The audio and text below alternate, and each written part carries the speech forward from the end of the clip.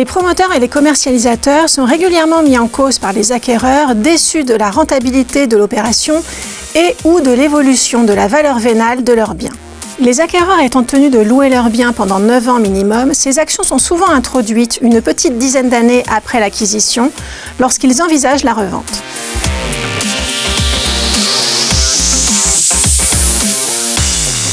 Un moyen efficace de mettre un terme à ces procédures, souvent introduites sur le fondement du dol, est de soulever la prescription de l'action de l'acquéreur.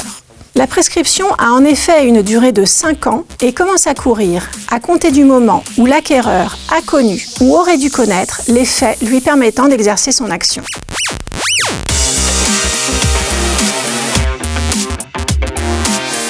Les juges ne retiennent pas le même point de départ, selon que la demande est fondée sur une prétendue surévaluation du bien au moment de la vente ou sur un prétendu mensonge relatif au potentiel locatif.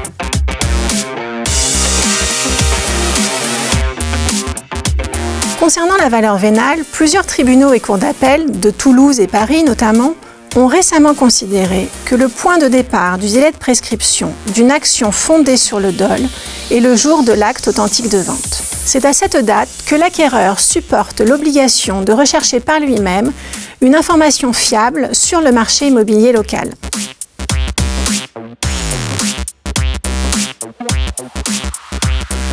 Concernant le potentiel locatif, les juges ont considéré à de nombreuses reprises que le point de départ du délai de prescription est le jour de la première mise en location à un loyer inférieur au loyer indicatif ou la première période de vacances locatives.